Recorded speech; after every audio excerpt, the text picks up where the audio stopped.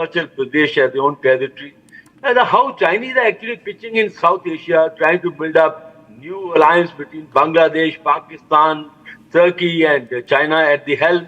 How they have, fortified a complete Tibet. In fact, Xi Jinping was in Tibet 21st August last month.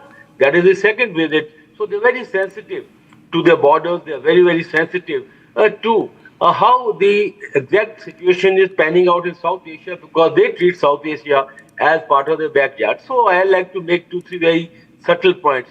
I don't think we are realigning. We are only readjusting and trying to get the relation at least in the working mode, because there was, as I said, serious breakdown. And the working mode is, while we are progressing on border, we are opening up the trade because we require the trade engagement. And also, you see, we have $100 billion trade deficit against China. We need to also tap their market so that we reduce this, deficit or the imbalance of trade. And the second point is our concern about security, our concern about terrorism, and what role exactly China played during Operation Sindoor. China and Pakistan are very, very closely knit allies. So we are concerned about it. I think the whole effort is to get the relation into working mode, not really realigning, but more of rapprochement. It's not really reset because the differences are too far and wide, but manage the differences, manage the border, have some kind of, I would say, peace and tranquility on the border while we are in talks to resolve it. A resolution is not going to happen anytime soon. But the whole point is to get our relation more into working mode and reduce the tension on the borders. Over to you. Yeah, General Dwivedi, in fact, India's position was enunciated very well by Foreign Secretary Vikram Misri when he said that, and he was essentially quoting Prime Minister Modi from the delegation talks that took place between India and China, that peace and tranquility at the borders is the best insurance for the larger India-China ties. So while there is a military component on the ground along the line of actual control and in the northeast, the fact of the matter is that diplomacy only succeeds if China underscores its intent for peace by not creating Galwan, Doklam, Stumar, Depsang kind of episodes on the ground. Do you agree? Absolutely. Let me clarify, because I also have put on the diplomatic hat as a soldier. See, your position on the table or your position on the negotiation forum is as strong as your position on the ground. So until you have a very strong position on the ground, you don't have enough cards to get the negotiation going. So therefore, when we deal with China, we have to be, as defense is concerned, very strong. We have to have a very strong posture on the LAC so that the Chinese know that the kind of games they have played since 2012. Incidentally, India-China relations were fairly in the working mode, but after 2012, when President Xi Jinping took over, you rightly brought out, there was Depsang in 2013, Demchok in 2014, then we had Doklam 2017, and then of course 2020, Chinese division marched into Chishul or the eastern Ladakh. So it's very right that when we talk of peace and tranquility on the LAC, it has a couple of factors. Firstly, the troops on the ground. We have disengaged, but we are not de-escalated, because still about 50,000 to 60,000 troops are facing each other. The massive infrastructure build-up that is being undertaken by China means they have an aggressive design. And then the border management. Chinese have built up about 720 border villages, and these villages are like the frontline post. And having been on the LAC a long time, I can say that they are integrated into the Chinese defense. So while you are doing all that, and it's not stopping there. The amount of infrastructure they have built in Tibet, they are building new railway line from Kashgar to Lhasa. They are building a new railway line from Chengdu to Lhasa. They are building now the dam, Yarlung Sampo Dam, which is also like a water bomb. So all these have to be seen together, not the LAC per se, but what all is happening around the LAC, across the LAC, all these have to be affected. Right, General Dwivedi. In fact, please stay with us. We now have the comments of President Putin with an English translation layover for the benefit of viewers so that there is exact clarity as to what he said and how he has set the geopolitical context of the moment. Let's listen to him. First of all, I would like to support the statements by my colleagues who have voiced their appreciation of the Chinese side's preparations and work as part of the SCO. This year is special for all of us. On May the 9th, in Moscow, there was a celebration of the anniversary of the victory in the Second World War and the defeat of Nazi Germany. And in Beijing, there will be a celebration of the victory over Japanese militarism. Crushing Nazism and militarism was made possible thanks to the cohesive ties between the peoples of the world.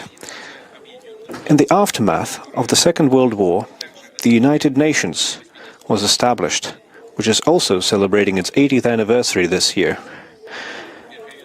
Its charter incorporated the principles of the supremacy of international law, the self-determination of peoples, sovereign equality of states, non-interference into the domestic affairs of countries, independence, and respect for national interests.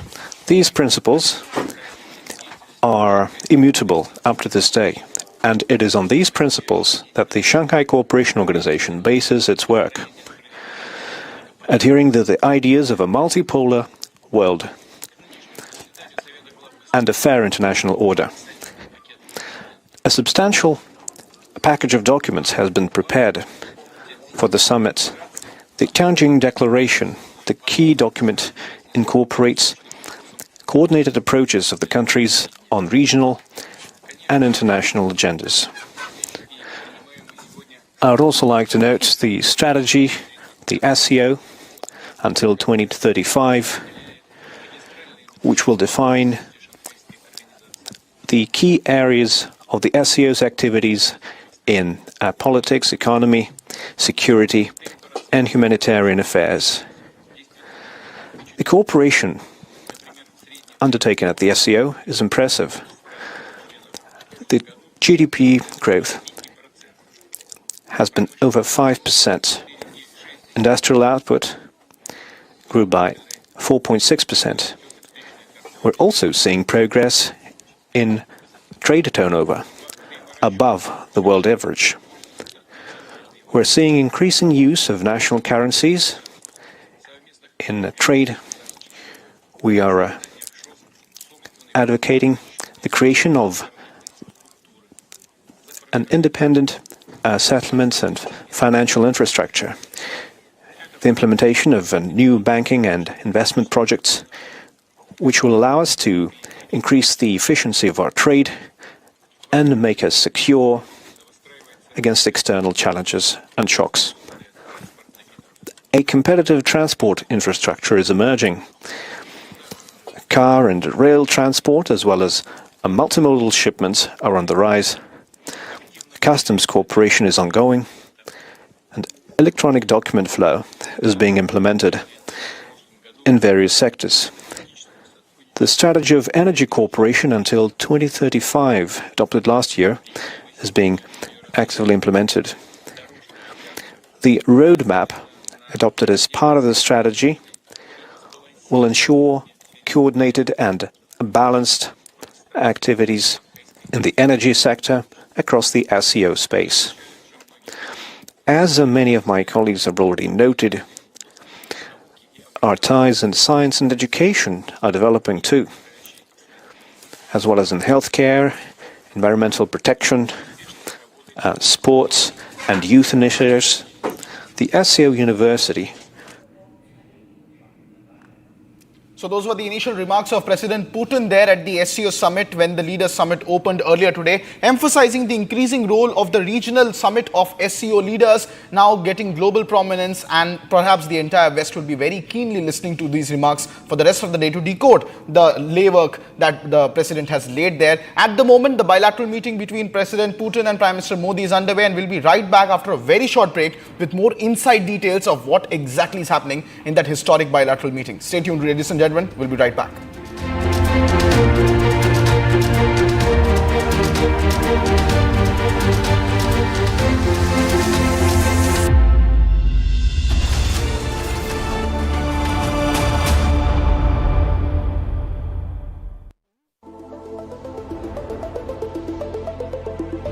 What makes you a legend? Maybe that you're followed by everyone. Maybe that you follow no one. Maybe both. 10 years of Creta. Legend forever.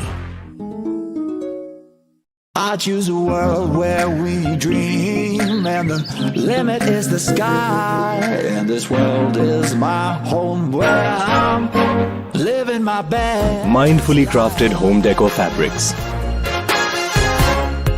Sansar, a D-Decor brand. Live consciously. Here we didn't want to bring out the big charts because it had no chance of standing. Fortunately, we came armed with a little smaller chart. So it's 67%, so we're going to be charging a discounted reciprocal tariff of 34%, I think.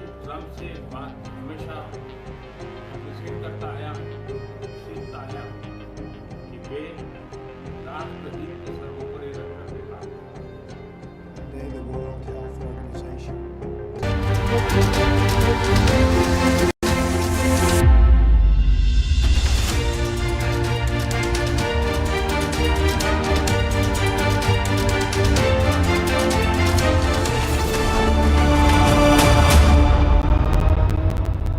इसको घर पे लगाओगे तो शादी का तो पता नहीं, और घर पक्का नहीं टूटेगा। रुंगटा नहीं तो घर स्ट्रॉन्ग नहीं। रुंगटा स्टील TMT बार एकदम सॉलिड। पहाड़ों पे हाइकिंग शिप भी बन सकती है।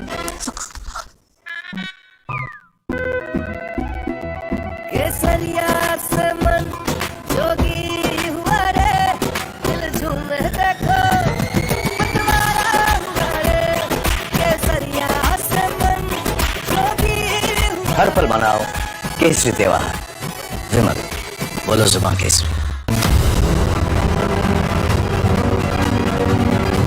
I'm headed to the northern port city of Tianjin in China to cover the largest ever SCO summit in history. This would be the Prime Minister's first visit in 7 years since.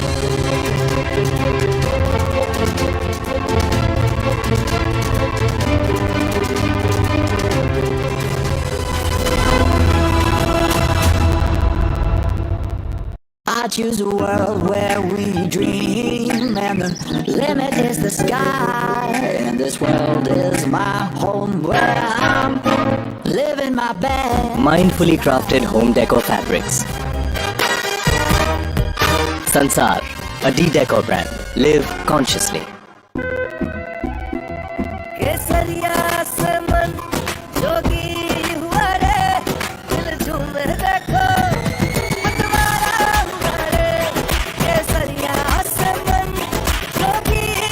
हर पल मनाओ केसरी त्योहार।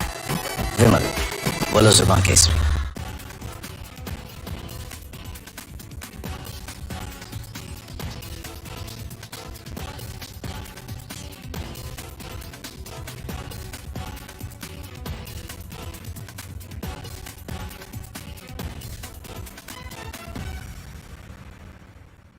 Yesterday, a coward decided to take our 8-year-old son Fletcher away from us.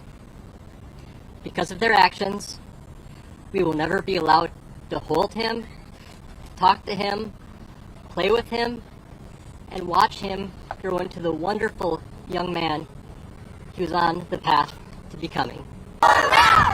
Justice for Ralph! Justice for Ralph! Justice for Ralph! Justice for Ralph! Families in Minneapolis are mourning. Our Greater Annunciation Fellowship is mourning. Our entire city is united in grief, and at the same time, based on this incredible group of people that has assembled here in City Hall, we are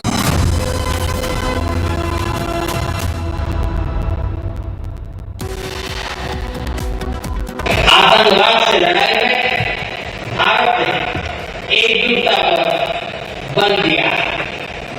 इसमें SCO rates की बहुत महत्वपूर्ण भूमिका रही। इस वर्ष भारत ने terror financing के खिलाफ आवाज उठाई। With Pakistan PM Shehbaz Sharif in attendance, PM Modi slams terrorism at SCO, rakes up the Pahalgam attack. Excellency, हमें स्पष्ट रूप से और एक स्वर में कहना होगा कि आतंकवाद पर कोई भी डबल स्टैंडर्ड स्वीकार्य नहीं होंगे। Prime Minister Modi's big message at the SCO as he calls out the double standards, calls it unacceptable. Tianjin Declaration of SCO Council of Heads of States condemns terrorism has been signed and adopted.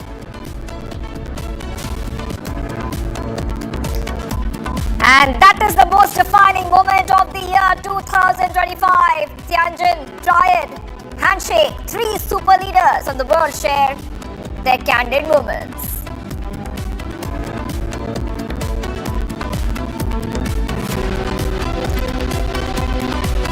And a picture that rattles the United States as the Putin-PM Modi bilateral will start very soon.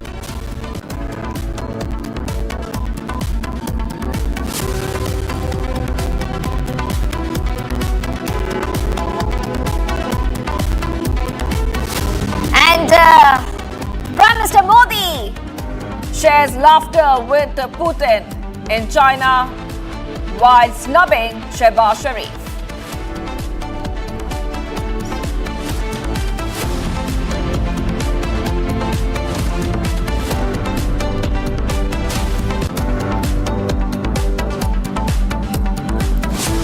Alright viewers, well I'm breaking up Shivangi Shukla getting you the latest coming in, and it is the big historic SCO Summit, and a short while from now, Prime Minister Modi and Putin are going to have a bilateral meeting. We have a guest with us. We have with us Major Tur, we have Major General Gigi Dwivedi, and we have Professor Brahma Chelani. All 3 of our guests joining us, and very soon I'll be joined by our Senior Executive Editor Abhishek Kapoor in a short while from now. I just want to go across to our first guest for today, Professor Brahma Chelani, who's joining us right now on Republic TV. And Professor, you know, as we wait now, that the big focus is right now on the Putin and PM Modi bilateral, which will begin very, very soon. And we saw both of them taking the same vehicle as they head towards a bilateral. And this is coming as India is buying a record amount of discounted Russian oil, which New Delhi in India has made very clear that we will continue doing this despite US pressure, because we do not want the US to pressurize us, because our economy is our economy. Yes, Professor. Yes, but I think Trump's tariffs and sanctions on India have little to do with Russian oil and everything to do with his effort to strong arm India into a one-sided trade deal. He wants a trade deal on his terms. The way he imposed his will on the European Union, on Japan, and on South Korea. So he's using India's Russian oil purchases as a crude bargaining tactic to muscle India into accepting a lopsided trade deal. And the trade deal that he wants is not just about trade, about economic issues. He's also bringing in strategic and foreign policy issues under the umbrella of the trade deal. In other words, the trade deal that he wants will constrict India's strategic autonomy and foreign policy autonomy. There's no way India can succumb to this kind of pressure. if his sanctions and tariffs had anything to do with Russian oil, he wouldn't have singled out India with such actions. After all, China is the world's biggest buyer of Russian oil and gas, and the European Union contributes more to Russia's coffers through its energy imports from Russia than India does by buying Russian oil. So what Trump is doing, he's basically using naked coercion to make India accept the deal that he wants. But he doesn't understand India. India may be open to persuasion, but it cannot be bullied into accepting a trade deal on Trump's terms. Those US presidents in the past who have tried to bully India, like Nixon did, or even more recently when Joe Biden tried to do that after the Russian invasion of Ukraine, the Biden administration tried to bully India by threatening India openly in public that if India does not take a side in the Ukraine war, if it stays neutral, the costs and consequences for India would be, quote unquote, strong and long term. Now, that kind of bullying attempt only reinforced India's determination to stay neutral in the Ukraine conflict. Trump is mistaken that he can bully India into submission. He has unleashed 3 attack dogs. One is Peter Navarro, his trade advisor. Another is the Treasury Secretary Scott Bessent. And the third guy is Trump's top economic advisor, Kevin Hassett. These 3 are taking turns to attack India almost daily, not realizing that what they're doing is only hardening India's resolve. Mr. Chelani, I just saw a post from US Embassy in India. This is about 6 minutes back. And it says the partnership between the United States and India continues to reach new heights, a defining relationship of the 21st century. This month, we are spotlighting the people, progress, and possibilities driving us forward. Now, this seems like templated, at the bureaucratic level, trying to continue with the set agendas. But is it really the defining relationship of 21st century at the moment? And is it really, trying to reach new heights or plumbing new depths? Well, the US Embassy in New Delhi is putting up a brave face by using old language. But the US-India relationship being a defining partnership of the 21st century is a phrase that 2 successive US administrations have used to describe the special relationship with India. It was the Trump first term administration that used that phrase for the first time, and Joe Biden administration continued with that phraseology.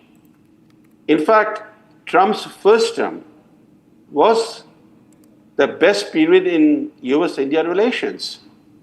US-India ties flourished in Trump's first term in a way that they had not thrived under any previous US president. And the irony is that today, the same president who brought US-India relations to a new high is demolishing that relationship virtually, is unraveling that relationship with actions that are detrimental to America's own long-term interests. But India is not the only target of Trump.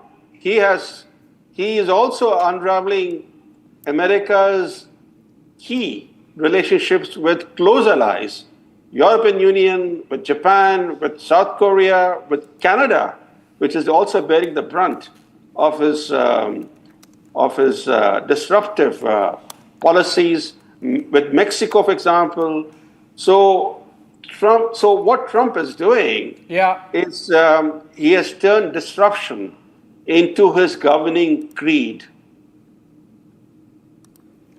Yeah, Mr. Chelani, in fact, there is a post coming in from Donald Trump where he seems to be wishing good night, which means he's effectively trying to project a picture rather that he's unaffected, that he's not watching these pictures coming out of Tianjin in China. I think even as the US embassy in New Delhi giving an impression of FOMO, fear of missing out. That's why, so between FOMO and JOMO, which sentiment is American sentiment really is my question. Samarpal Toor, if you can come in there. The Americans were with the notion of selling the F-35s. They were with the notion that the Indian weapons inventory would become Americanized. And then ultimately they faltered where they thought that India will take orders from the Americans. So basically this is backfired. And the maximum advantage that anyone can possibly take, my enemy's enemy is my friend. That is exactly what Russia and China are doing right now, that we see unfold right now in front of our eyes.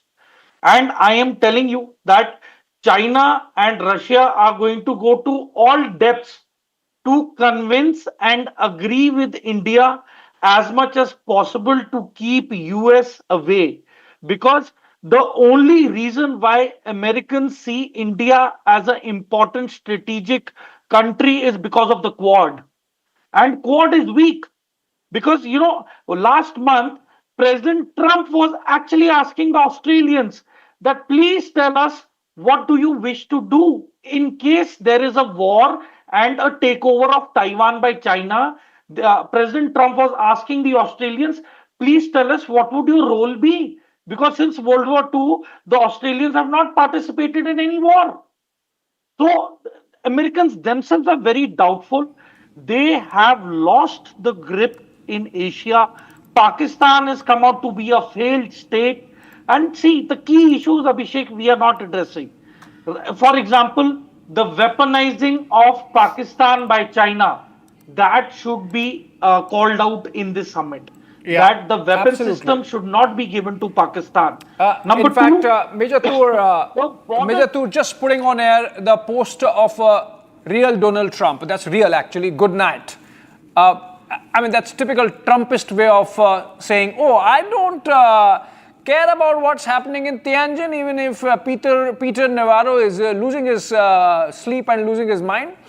And even Trump perhaps obviously is watching these developments rather closely. That American president does, but he's trying to present a picture of nonchalance. So in the case of the US embassy here in New Delhi, it's FOMO of fear of missing out. In the case of Donald Trump, it seems like FOMO means fun of missing out. And that's why he's saying good night. We are trying to sort of connect the dots. Maybe they are not, but in geopolitics, at that level, every message has a deeper meaning. It's not every day that President Trump wishes good night.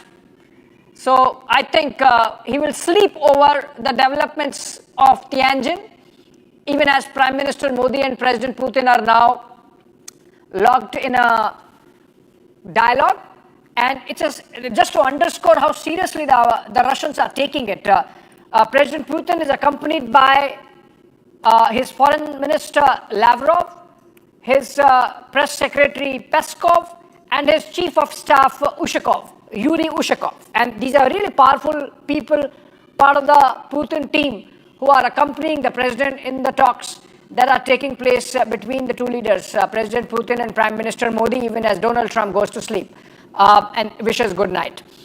So I think these are all connected actually in some ways. The American embassy, of course, is trying to do a salvage operation, I would say. Mr. Chelani, you seem to be agreeing with that. Even as President Trump tries to present a picture of nonchalance, the embassy here is doing its job. They are trying to salvage the relationship or whatever is left of it.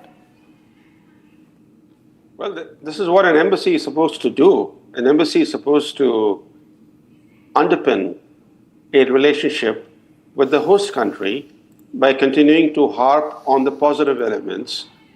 No embassy of any country seeks to do anything that would undermine the relationship with the host country. The fact is that what Trump is doing is counterproductive to America's own interests. This is the leader of the MAGA movement. Yeah. Instead of seeking to make America great again, he's hastening America's relative decline and accelerating the shift toward a truly multipolar world. Trump has corroded America's alliances and partnerships, and he has diminished America's international credibility. And by turning disruption into his doctrine, he's providing the very shock therapy the international system needs to break free from US dominance. I think China and Russia are very pleased that Trump is doing what he is doing. He's aiding their agenda. He is playing directly into the hands of China. Yeah. He's also playing into the hands of China by treating India more harshly than China. Yeah. He tries to build up India as a counterweight to China. Now he actually treats India more harshly than China.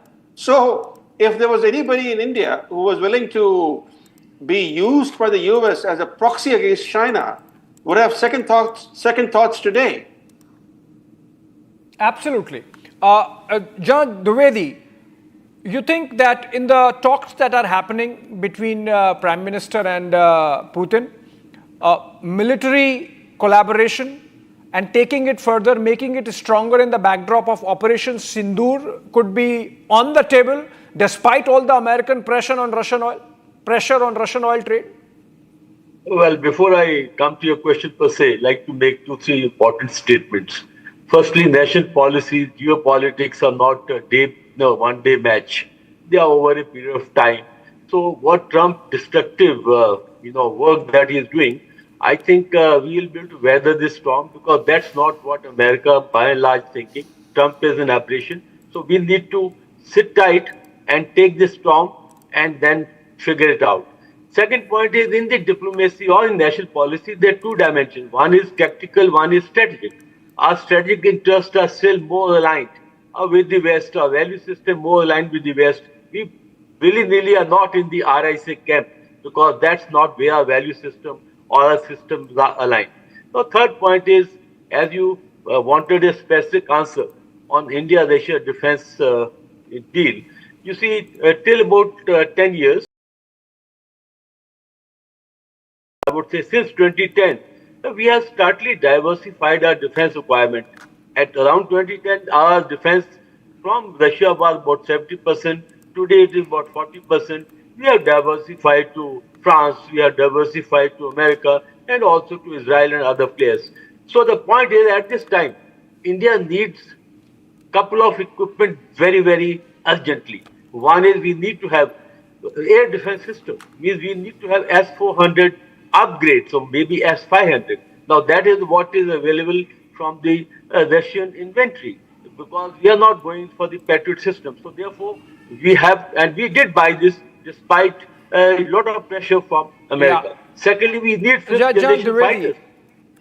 Yeah, John Dwivedi, we are just getting a confirmation that, it's a little delayed information that the meeting has commenced between the two leaders. This is with a time lag of about 10 minutes, which means we are already into the meeting, where the delegations were already in place. The two leaders traveled together in the same vehicle to reach the venue. We saw those pictures from earlier. There is a bit of a sad development also showing in the tickers, that of the earthquake in Afghanistan, which has led to loss of life. It seems like it is getting bigger. About 622 or more people are reported dead. It was it was an earthquake in the morning on the Richter scale of 6+, and that's a big earthquake in a mountainous region like Afghanistan and has consequences. So we will, once this summit meetings are over, we will focus our attention on that also. But coming back to the conversation we were having, General Dwivedi, this is the code graphics of Peter Navarro's comments on Prime Minister Modi and the whole thing about Brahmins. Peter Navarro essentially confusing between Brahmins and the Boston Brahmins, as the Americans understand, because the business houses that America accuses of profiteering from Russian trade, none of them are owned by Brahmins. Some of them by actually OBCs, some of them by Jains, some of them by the Baniya community, but none of them by Brahmins. Brahmachalani, you think Peter Navarro has really got it wrong, mixed up, everything getting wrong on India, and this comment on Brahmins profiteering is just emblematic of that misunderstanding or lack of understanding that Trump and his team have of India? Abhishek, I don't think we should take Peter Navarro too seriously. What's happening is this, and this is, Trump's playbook. What he has done is to unleash 3 attack dogs on India. The 3 attack dogs of Trump are his Treasury Secretary, Scott Bessent, his trade advisor, Peter Navarro, and his top economic advisor, Kevin Hassett. They're taking turns to attack India. They're doing it so frequently that they're doing a great job. They're doing a great job in turning Indian public opinion against the US. Trump's playbook is this. He wants to keep the relationship with Modi intact. So all his attack dogs are calling Modi terrific leader, great leader, etc., etc. So Modi is not being attacked, not being criticized, but pressure is sought to be built up on New Delhi so that it actually succumbs to that pressure. That's the whole game at play today. Keep steadily building up pressure on New Delhi until it capitulates. Now, this is a complete misreading of India. The more you try to bully India, the more you're going to force India to dig in and refuse to budge. India may be open to persuasion, but it cannot be bullied into accepting a trade deal on Trump's terms. India is not some other country. For example, as Mexico's President Claudia Sheinbaum is learning the hard way, the more she has conceded to Trump, the more he has tried to extract from Mexico. So every time Claudia Sheinbaum concedes something to Trump, right, Mr. Chelani. I absolutely point taken. But stay with us. I think we'll take a short, quick break. And we come back. Shivani continues to be with us, Shivangi, and of course, I'm there. Yes, and taking a short break right now.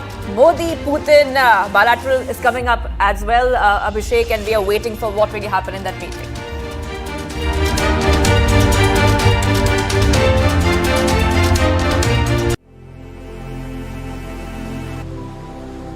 Being a legend means reaching a point where no one else has. To give others a dream worth chasing. 10 years of Creta, legend forever.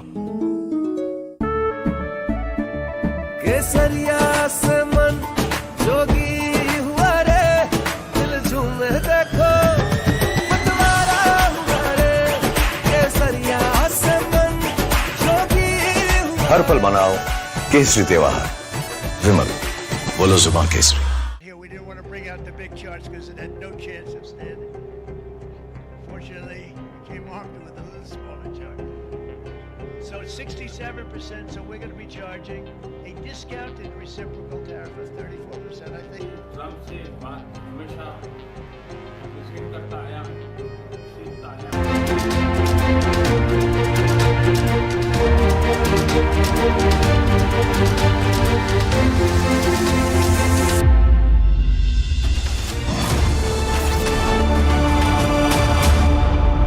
I choose a world where we dream, and the limit is the sky. And this world is my home where I'm living my best. Mindfully crafted home decor fabrics.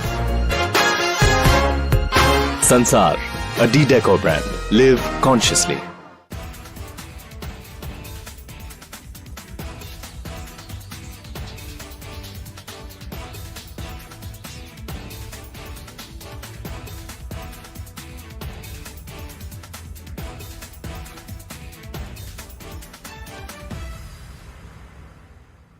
Here, we didn't want to bring out the big charts because it had no chance of standing. Fortunately, we came armed with a little smaller chart. So it's 67%, so we're going to be charging a discounted reciprocal tariff of 34%, I think.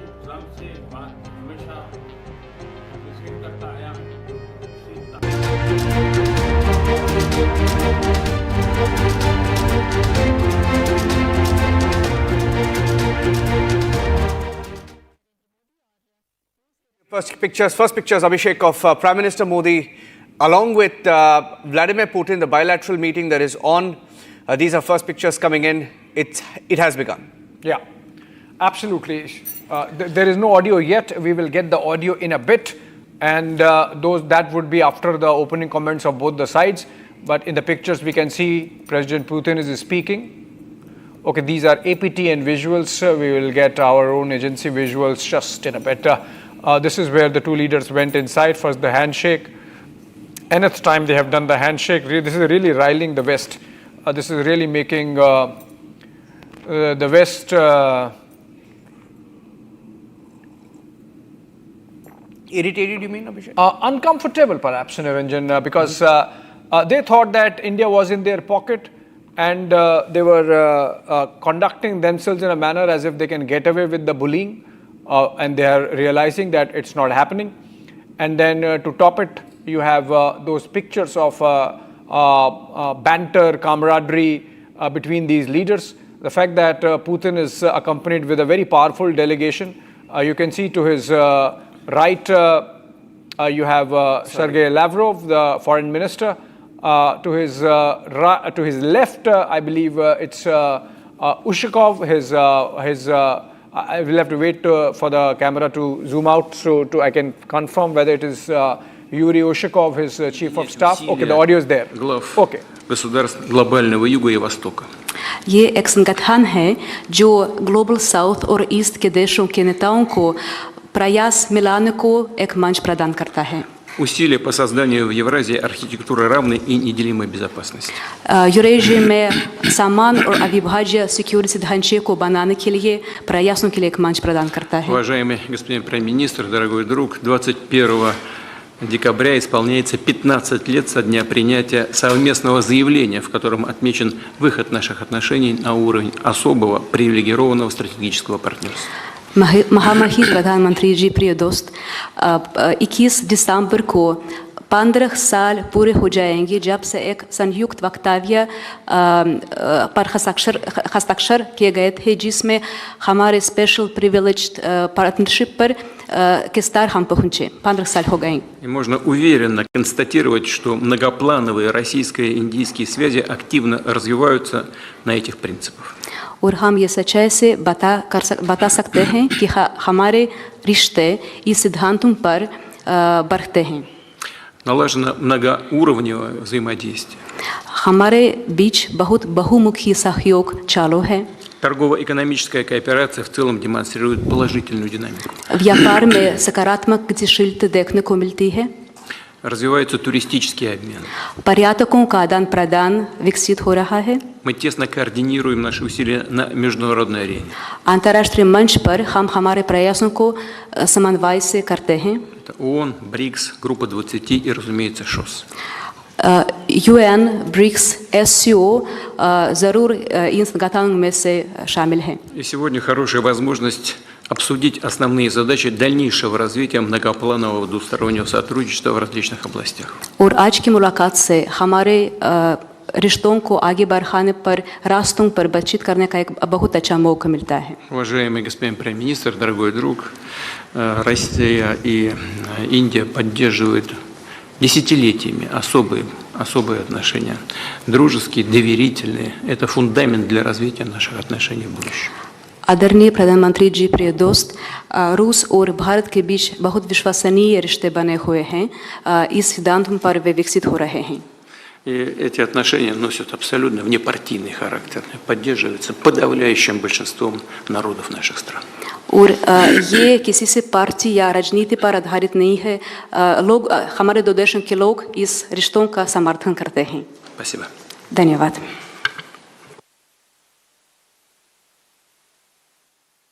आपसे मिलकर बहुत खुशी हो रही है और मैं हमेशा अनुभव करता हूँ कि आपको मिलना मतलब एक यादगार मीटिंग भी होती है, बहुत सी चीज़ों की जानकारियों का आदान प्रदान करने का अवसर मिलता है।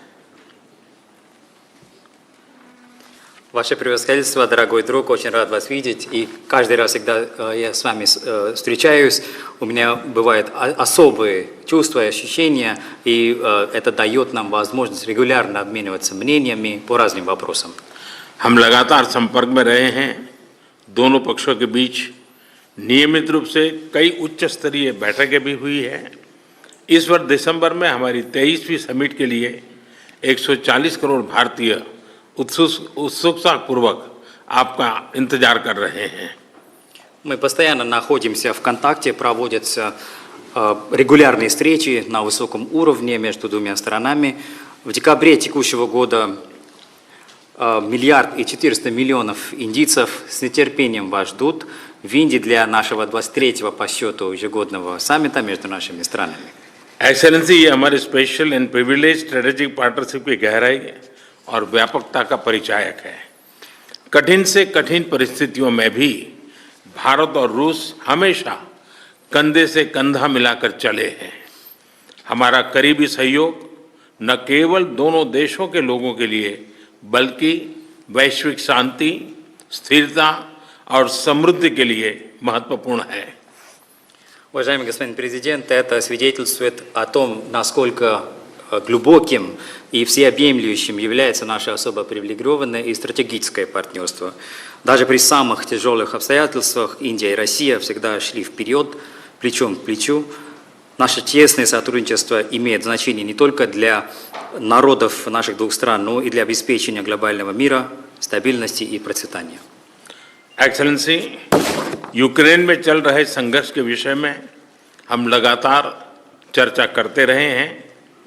हाल में किए गए शांति के सभी प्रयासों का हम स्वागत करते हैं।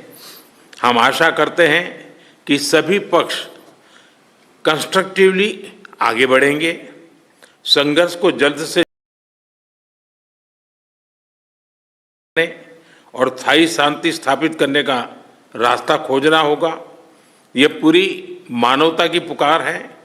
एक्सेलेंसी, एक बार फिर आपका मैं हृदय से बहुत बहुत धन्यवाद करता हूँ।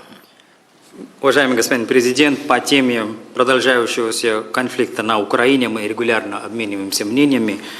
Мы приветствуем все недавно предложенные усилия для установления мира и надеемся, что все стороны будут подходить к этому вопросу конструктивно.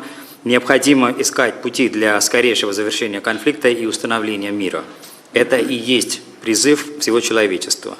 Ваше превосходительство, дорогой друг, еще раз большое спасибо. Очень рад вас видеть. Спасибо. धन्यवाद।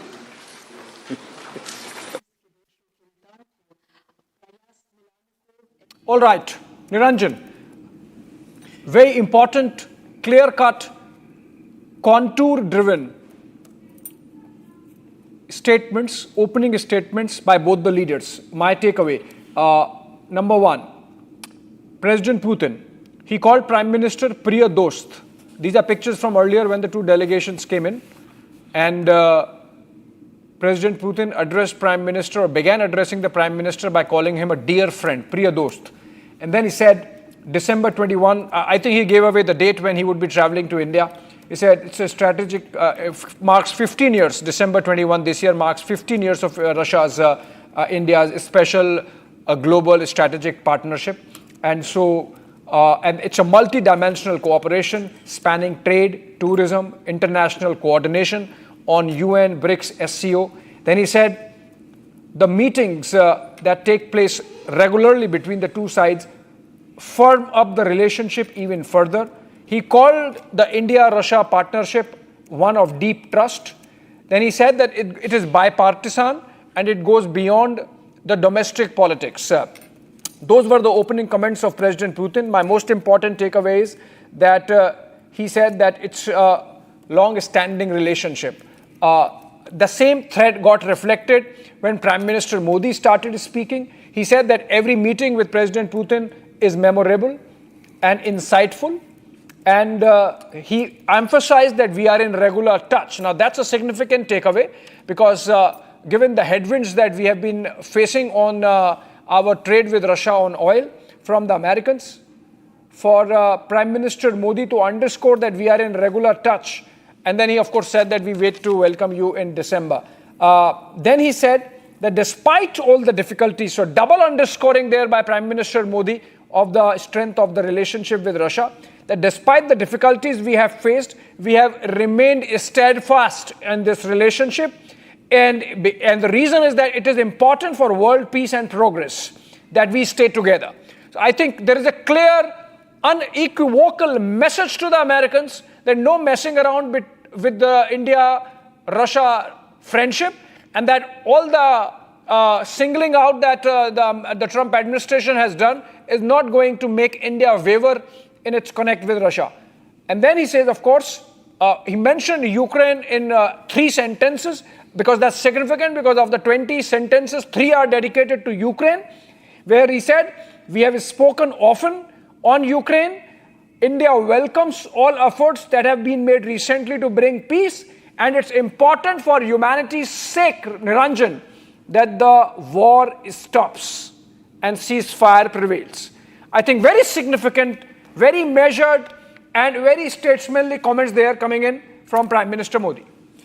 Well, this is the third or fourth time that they're meeting at the SCO Summit, and the bonhomie is there. You see, each time they meet, all smiles. They share a very deep relationship, both Prime Minister Modi and Vladimir Putin. Let me go across also. If Shawan is there, we'll try and get him live on these pictures. The bilateral continues. The opening statements. What we will also do is we will go across and get the opening statements of Einar Tangen, Andrew K.P. Leung and Major Samar Partur. And while we do that, we'll also get the full statements of both sides. We'll play out those statements immediately after getting the opening statements. Einar, I'll start with you and then Andrew can take it and then I'll get Major Partur as well. Your opening statements on what you just heard there between both leaders. Well, clearly, the relationship, you couldn't have more different optics than anything with Donald Trump, where it tends to be him sitting in the Oval Office and you having to, compliant countries having to praise him and promise him things. This is extremely natural. You can look at their body language and you can clearly see not only the optics, but also the substance of what they're talking about. This is not new. This is a continuation. This is going to give Washington nightmares. Yeah. Andrew and then Major Partur, quick comments. I think that as far as the relationship with Russia is concerned, India is walking a very tight rope over Ukraine because the Trump administration has just imposed extraordinarily high secondary tariffs on India for buying Russian oil, even though that does not apply to China. Now, the difference, of course, is India started to buy Russian oil only after, to a vast amount of Russian oil, only after the Ukraine war. Whereas in the case of China, China and Russia have been joined at the hip economically, and then the two sides are trading with one another. Russia is the world's biggest export of energy and as agricultural products, and China is the biggest customer. So this economic relationship dates back well before the Ukraine war. Here lies the difference. But however, the second the challenge for India in this relationship with Russia is, of course, that he makes reference to the United Nations. And also, this is also a tightrope for China as well, because even though India is a very close partnership with Russia, buying Russian arms, for example, and also increasing trade. And China, particularly, of course, is a all-weather partnership. But then the Russian military operation in Ukraine, of course, tramples upon Ukraine's sovereignty. Ukraine, after all, is a country recognized by the United Nations. So I think that's why Modi makes a very careful reference, even if brief, to the United Nations Charter. But on the other hand, there is no doubt that Modi is pivoting towards Russia as an answer to Americans' hegemonic coercion and bullying. And then this bullying is not only against its perceived existential threat, which is Russia and China, but also against its long-term allies like India, and of course the transatlantic relationship, including European Union countries. And hence, the whole world order has been totally upended. The world order, which was founded and led by the United States since the Second World War, based on a rule-based, commonly accepted rules, has now been discarded in favor of American unilateralism, coercion, and bullying. As I said, not only against perceived rivals, but also against allies, and also countries in the global south, and which are poor, mostly developing countries wanting to protect their development interests. And hence this rallying behind the under the umbrella of the Shanghai Cooperation Organization. Yeah. Of course, the SCO is very different now in the couple of years in the past compared with what it was, say, even a couple of years ago, because it's now expanded from just Russia, China, and the landlocked countries in Central Asia to embrace countries in the middle corridor, for example, Azerbaijan and Armenia, but also Turkey and Egypt, and also Middle East, very rich countries like Saudi Arabia, Qatar, the UAE, Kuwait, but also countries like Turkey and Egypt, as well as additional countries in Asia. So all the key players in the global south are in the SCO. And of course, India is trying to recalibrate its relationship with the United States, but also recalibrating its relationship with China. And of course, there's forming a closer relationship with Russia as an answer to President Trump's bullying. Okay, so should we play out the full statements again? Okay, we have the statements of both Prime Minister Modi and Vladimir Putin. We'll just play that out and then go across to Major Tour. All right. Meanwhile, as we play that, quickly also there is a full handout that's now coming in from the government, from the PIB of the Prime Minister's statements at the 25th SCO Summit in Tianjin. We'll get you that as well at the bottom of the screen. Here's what the Prime Minister said, opening statement with Putin, Vladimir Putin and the Prime Minister during the bilateral in Tianjin. Уважаемый господин премьер-министр, дорогие друзья, очень рады нашей встрече. आदरणीय प्रधानमंत्री जी, साथियों, आपसे मिलकर हमें बड़ी खुशी हो रही है। Символично, что она проходит на полях саммита ШОС. ये बहुत प्रतिमात्मक है कि वो SCO शिखर सम्मेलन से इतर हो रही है। Организация, которая позволяет объединять усилия глав государств глобального Юга и Востока. ये एक संगठन है जो ग्लोबल साउथ और ईस्ट के देशों के नेताओं को प्रयास मिलाने को एक मंच प्रदान करता है। Усилия по созданию в Евразии архитектуры равной и неделимой безопасности. यूरेशिया में समान और अविभाज्य सिक्योरिटी ढांचे को बनाने के लिए प्रयासों के लिए एक मंच प्रदान करता है। Уважаемый господин премьер-министр, дорогой друг, 21 декабря исполняется 15 лет со дня принятия совместного заявления, в котором отмечен выход наших отношений на уровень особого привилегированного стратегического партнерства. महामहिम प्रधानमंत्री जी, प्रिय दोस्त, 21 दिसंबर को 15 साल पूरे हो जाएंगे जब से एक संयुक्त वक्तव्य पर हस्ताक्षर किए गए थे, जिसमें हमारे स्पेशल प्रिविलेज्ड पार्टनरशिप पर किस तरह हम पहुंचे. 15 साल हो गए. И можно уверенно констатировать, что многоплановые российско-индийские связи активно развиваются на этих принципах. और हम ये सच्चाई से बता सकते हैं कि हमारे रिश्ते इस सिद्धांतों पर बढ़ते हैं. Налажено многоуровневое взаимодействие. हमारे बीच बहुत बहुमुखी सहयोग चालू है. Торгово-экономическая кооперация в целом демонстрирует положительную динамику. व्यापार में सकारात्मक गतिशीलता देखने को मिलती है. Развивается туристический обмен.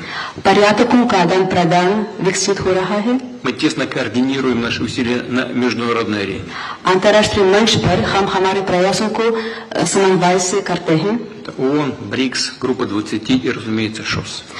UN, BRICS, SCO जरूर इस गताओं में से शामिल हैं. И сегодня хорошая возможность обсудить основные задачи дальнейшего развития многопланового двустороннего сотрудничества в различных областях. और आज की मुलाकात से हमारे रिश्तों को आगे बढ़ाने पर रास्तों पर बातचीत करने का एक बहुत अच्छा मौका मिलता है. Уважаемый господин премьер-министр, дорогой друг, Россия и Индия поддерживают десятилетиями особые отношения, дружеские, доверительные. Это фундамент для развития наших отношений в будущем. आदरणीय प्रधानमंत्री जी, प्रिय दोस्त, रूस और भारत के बीच बहुत विश्वसनीय रिश्ते बने हुए हैं. इस सिद्धांतों पर वे विकसित हो रहे हैं. И эти отношения носят абсолютно внепартийный характер, поддерживаются подавляющим большинством народов наших стран. और ये किसी से पार्टी या राजनीति पर आधारित नहीं है. लोग हमारे दो देशों के लोग इस रिश्तों का समर्थन करते हैं. Спасибо. धन्यवाद. मैं हमेशा अनुभव करता हूं कि आपको मिलना मतलब एक यादगार मीटिंग भी होती है, बहुत सी चीजों की जानकारियों का आदान प्रदान करने का अवसर मिलता है. हम लगातार संपर्क में रहे हैं. दोनों पक्षों के बीच नियमित रूप से कई उच्च स्तरीय बैठकें भी हुई है. इस वर्ष दिसंबर में हमारी 23वीं समिट के लिए 140 करोड़ भारतीय उत्सुकता पूर्वक आपका इंतजार कर रहे हैं. एक्सेलेंसी, ये हमारी special and privilege strategic partnership की गहराई और व्यापकता का परिचायक है. कठिन से कठिन परिस्थितियों में भी भारत और रूस हमेशा कंधे से कंधा मिलाकर चले हैं. हमारा करीबी सहयोग न केवल दोनों देशों के लोगों के लिए बल्कि वैश्विक शांति, स्थिरता और समृद्धि के लिए महत्वपूर्ण है. एक्सेलेंसी, यूक्रेन में चल रहे संघर्ष के विषय में हम लगातार चर्चा करते रहे हैं. हाल में किए गए शांति के सभी प्रयासों का हम स्वागत करते हैं. हम आशा करते हैं कि सभी पक्ष कंस्ट्रक्टिवली आगे बढ़ेंगे. संघर्ष को जल्द से जल्द खत्म करने और स्थायी शांति स्थापित करने का रास्ता खोजना होगा. ये पूरी मानवता की पुकार है. एक्सेलेंसी, एक बार फिर आपका मैं हृदय से बहुत बहुत धन्यवाद करता हूं. Yeah, they say that we're oiling the Russian war machine. There you have Prime Minister Modi telling Putin, end the war, saying we want to see an end to the war. Major Tour, another highlight from the Prime Minister's opening address there, talking about the energy partnership. In fact, that's one of the highlights of what he said. He mentioned the energy partnership with Russia, and we're not going to stop. In fact, there are some reports that suggested that we may, in fact, contrary to American demand, increase oil purchase in September. You see, Niranjan, firstly, Russia definitely acknowledges that when the world came upon India, the amount of pressure that India faced to stop the oil purchases, there were a lot of allegations on India. But you see, the reason why Russia's unconditional support to India is now showing is because India has kept an independent stand and did not succumb to the orders or the wishes of any other third country or be dictated terms as to how to do trade. Yeah. Reason being why I emphasize on this point over and over again is that the dollar has not been re-evaluated despite other economies progressing and doing well. The dollar remains to be very dominant. It is becoming difficult for the developing nations who are almost developed to have any equation of trade with the West. So the West must realize that it has to create a balance. It has to grant a credit to the developing nations that they have progressed, which they are not doing. And by not doing or acknowledging, they are suppressing the economies and trade, and they are bending the rules. They are putting in tariffs and the pressures, which are definitely going to make the relations sour. Now, why India is become a criticality in Eurasia is because India strategically and geopolitically has an important relevance in terms of any trade which enters Asia, number one. Number two, the reason why India is being acknowledged as a responsible country is because we did not let our land be given as a military base to any of the foreign militaries, which would have definitely made relations in Asia very complex. South Korea has already done it. There are a lot of issues which are already going on in the Korean Peninsula. Japan is already having issues with China. Philippines is facing a lot of issues. Australia's stance is not clear in the Quad. So, see, in terms of the West, the streamlining of strategic alliances is in a tizzy. They are not really able to get in alliances. And see, as we speak, Taiwan is being militarized by America every day. It is a fact. But one more thing is that Americans will definitely not want to take on China. They are already on the verge of taking on Venezuela. And there have been so much of political interference by the Americans in South American nations and the governments. So I think the tipping point has come, and it is a responsible role for mature countries to take a call, an independent call, and take the mature and the right side. And Prime Minister Modi has been harping upon peace between Ukraine and Russia.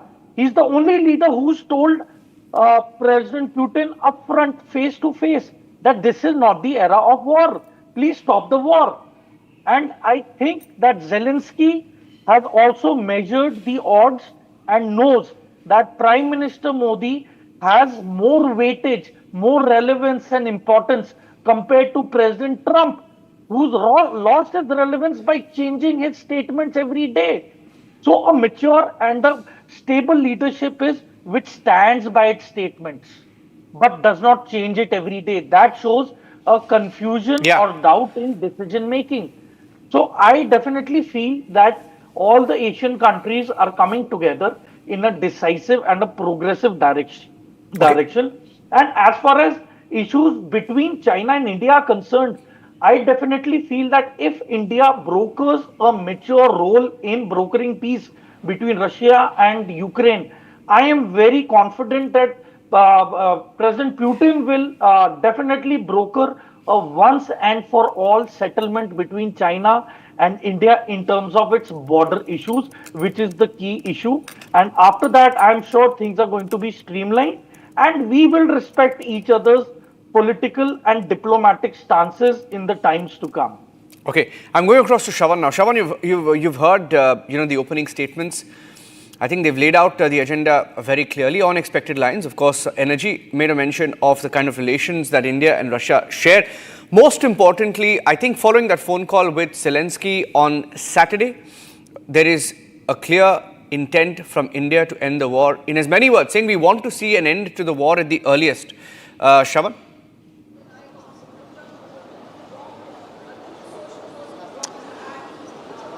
I believe, Niranjan, we are up for a surprise very soon, because what has essentially transpired in the last few hours here at Tianjin could be extremely significant for the geopolitical conditions. The reasons are the following. One, the fact of the matter is that America essentially did not realize that we are going to be able to amend our ties with China, which does not augur well for the Americans. Number one. Number two is the strengthening of our ties with Russia, which also enables us to have a far larger maneuvering room in the Central Asian countries too. So remember, it is going to be multiple targets that we have basically achieved in terms of a free market.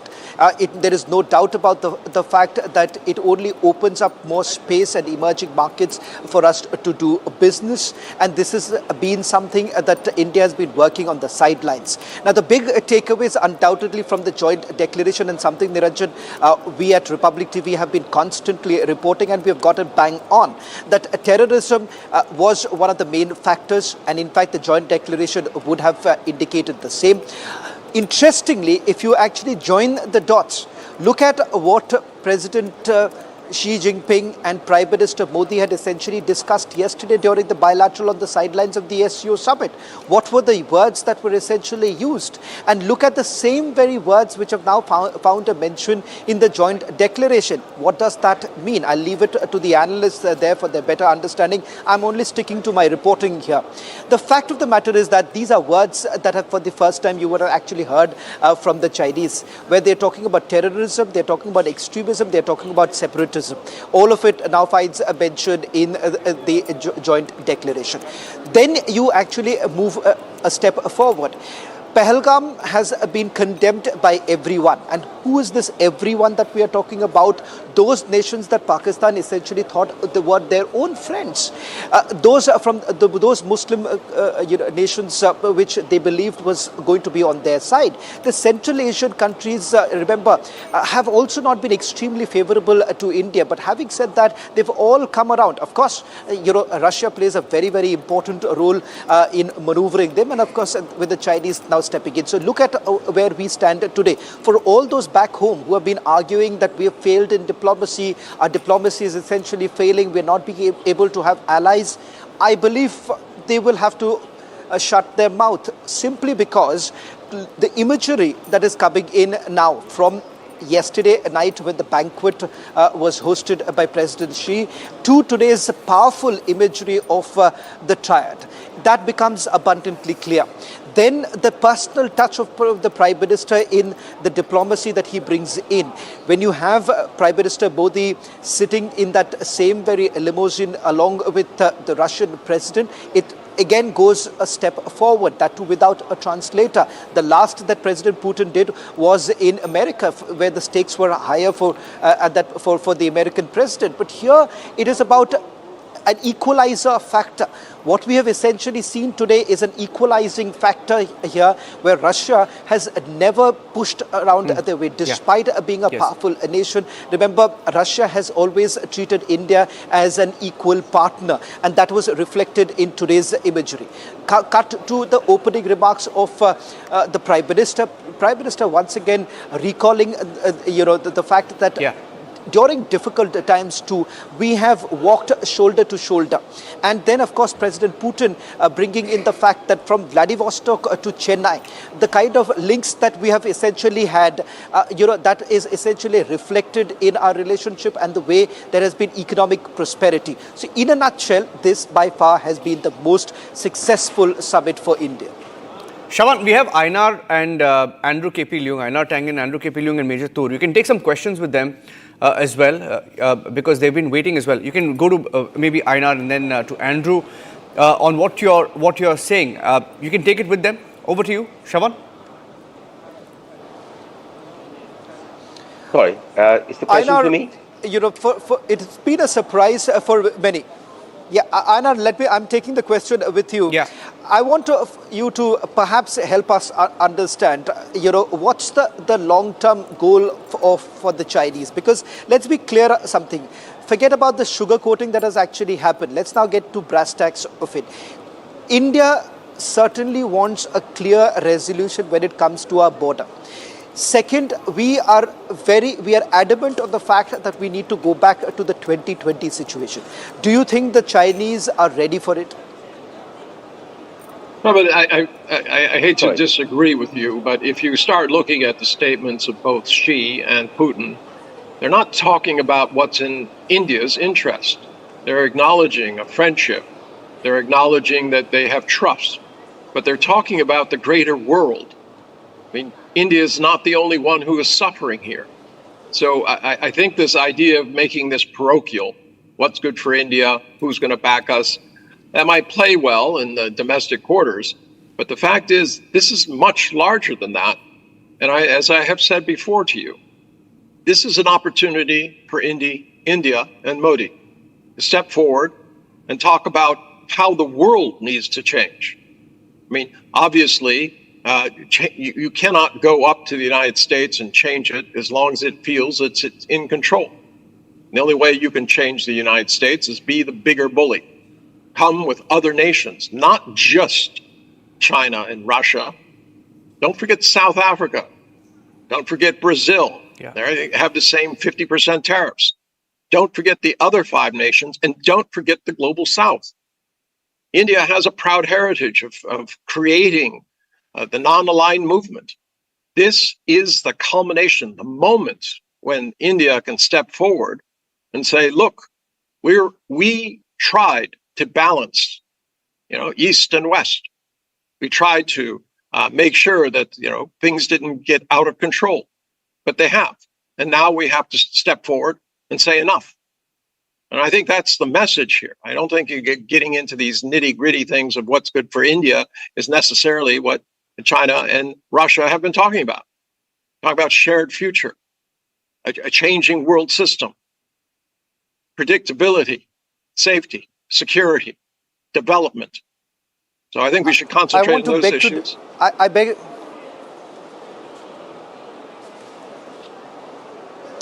Einar, I beg to differ on the position that you've essentially taken by saying that this is not a reductionist way of looking at it.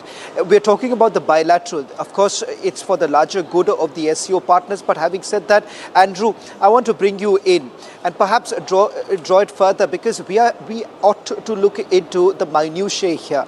That if you want a lasting peace, that lasting peace can only happen when you resolve some of the key issues. And the Prime Minister was very, very clear in his talks with President Xi, where he's made it very clear that you can't move on without resolving the border issues.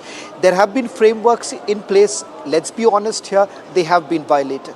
The trust deficit does exist. Let's be very clear here. There may be a lot of excitement all around, but we'll have to, perhaps tone it down to come and brace the reality that we still haven't got to a position where we have been able to reduce our troops. Well, of course, the SCO is a multilateral forum, not just for India or China, but the global South, and trying to create a fairer, a more just, and more cooperative world order, in spite against President Trump's unilateralism and bullying. So that's the main theme of the whole SCO. But you're talking bilateral relationship, and I'd like to address a very important points there. As far as bilateral relations with China, there is no way that you can resolve this huge historical differences between the two countries on a piece of paper. I mean, the two sides need to scale down the conflict, as what happened in recent months between the two leaders, to scale down the conflict in the border so as to create a positive environment for continuing dialogue. But I don't think that you expect the China to concede on, for example, Tibet. As I said at the beginning, Tibet is a long established historical, perhaps unfortunate collision, and that's caused by the British India. I mean, Tibet, if you look at history, it was part of the same province, but now half of it has now become a province of India. So I think that both sides could, the best to hope for is to agree to disagree, and then try to prevent conflicts and work on areas of cooperation. Now, as far as the bilateral with Russia, let's face it, who are the main levers to end the war? I don't think it's China. I don't think it's India either. I think that you can see that the war is a proxy war between the United States and Russia. And then, of course, Russia, with military operations, of course, is a contravention with the United Nations Charter. But of course, there's a lot of double standards in the case of the United States as well. And now the supply of arms and ammunition is from America.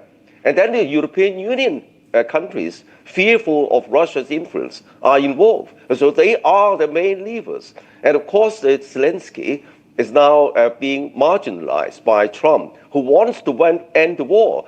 But of course, Russia is also trying to push the envelope as well, the gains on the ground. So it's more complicated. And then, of course, what India and China hope for, of course, is a peaceful Ukraine.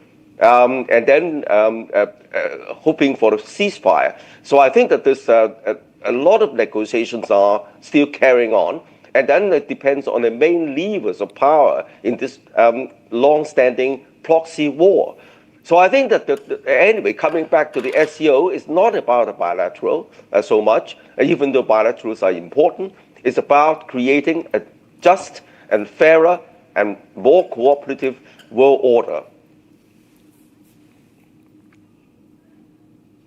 Okay, Andrew, I do understand that you are influenced by the Chinese history and particularly with regards to Tibet. Now, there is a differing opinion on that matter. I'm not getting into the specific of it.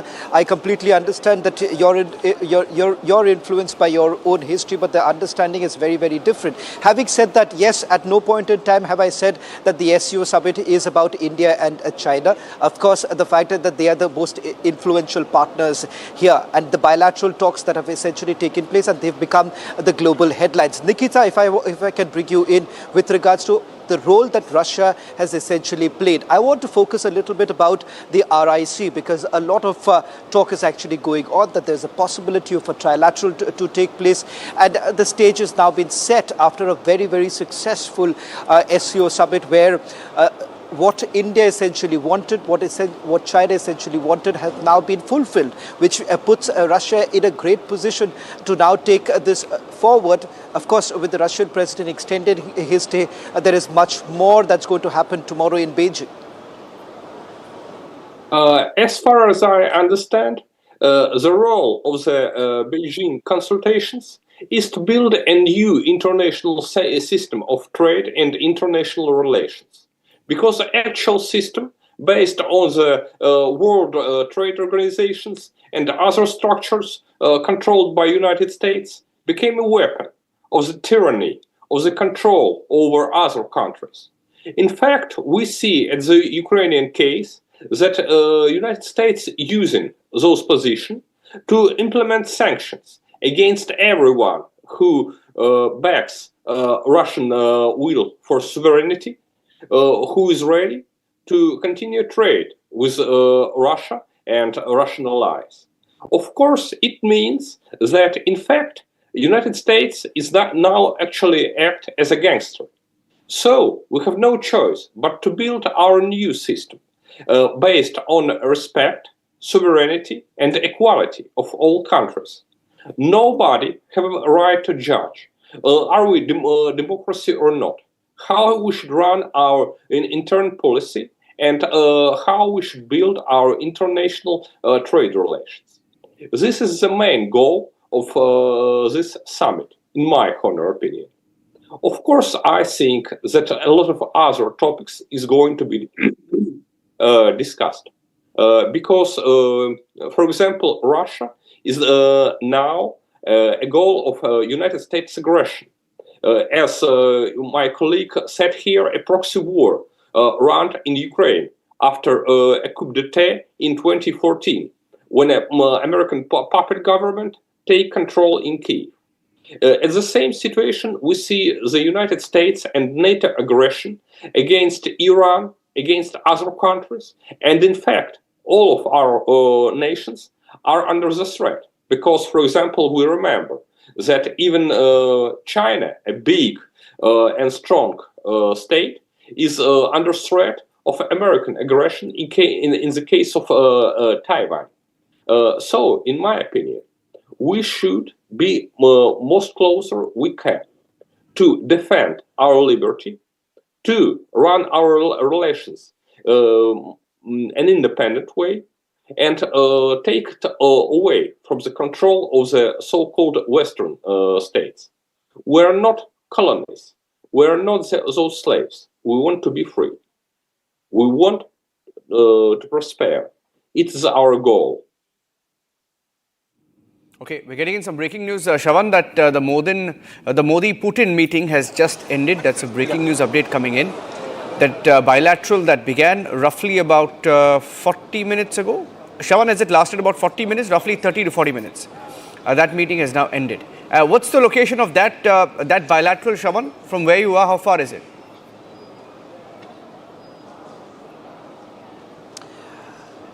Well, in fact, it's at the hotel where Russian President Vladimir Putin is staying. That's the Ritz-Carlton, which is roughly about 20 to 25 minutes away from the Beijing Convention Center where we're currently broadcasting from. It's also the venue of the SCO Summit. So soon after the bilateral, Prime Minister Modi will be wheels up for Delhi after a very, very successful meeting that he has essentially had, Niranjan. And in fact, all the objectives that India had basically laid out for themselves and the diplomatic team had basically cut out for themselves, the task that was cut out has now clearly been achieved. And if I can just quickly, in a nutshell, take it forward and then perhaps bring in Major Sabarpal Toor also. Major Sabarpal Toor, I believe that having this kind of a discussion with the Russians, particularly at a time where there's going to be enhanced defense cooperation